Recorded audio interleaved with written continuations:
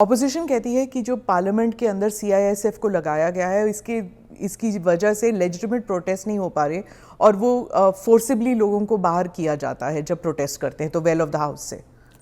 पहली एक बात की स्पष्टता आप समझ लीजिए, पार्लियामेंट के अंदर कोई भी फोर्स पार्लियामेंट की और गृह के अंदर सदन की सुरक्षा में वो स्पीकर के अधीन होती है। इसमें फोर्स का महत्व नहीं होता है।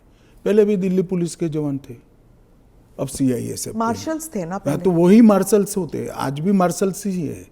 वो जैसे ही संसद की सुरक्षा विंग में आते हैं वो सीआईएसएफ या दिल्ली पुलिस के जवान नहीं रहते, वो मार्शल माने जाते हैं और वो स्पीकर के तहत होते हैं।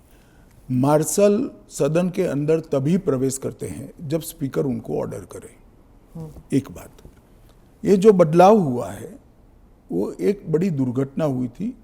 कुछ वामपंथी लोगों ने संसद के अंदर स्प्रे किया था, कलर स्प्रे किया था। उस वक्त लोकसभा स्पीकर ने एक कमेटी बनाई और वो कमेटी में गृह सचिव भी थे, लोकसभा के सेक्रेटरी जनरल थे, राज्यसभा के सेक्रेटरी जनरल थे और कई लोग थे।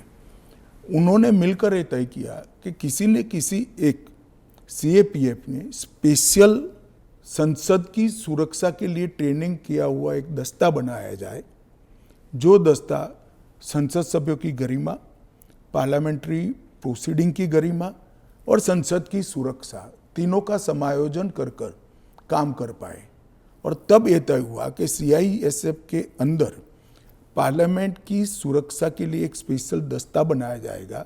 जो पहले दिल्ली पुलिस के लोग मार्शल के रूप में आते थे, उसी तरह से मार्शल के रूप में सभापति और स्पीकर के अंतर्गत काम करेंगे। पर ये एक सेकंड, वो संसद की बाहरी सुरक्षा को भी सुनिश्चित करते हैं और आंतरिक मार्शल का काम भी वो करते हैं, क्योंकि संसद के अंदर हथियार ले जाने की अनुमति किसी भी सुरक्षा कर्मी को नहीं है।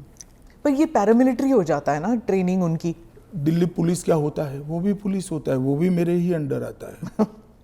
इनको बहाना चाहिए और वो एक प्रकार की भ्रांति जनता में खड़ी करना चाहते हैं, मगर वो निश्चित रूप से सफल नहीं होंगे, क्योंकि जनता से सीधा इंटरेक्शन उनसे कई गुना ज्यादा हमारा है। हम जनता से बात करते हैं, ऐसे ही आकर यहाँ नहीं बैठ गए हैं।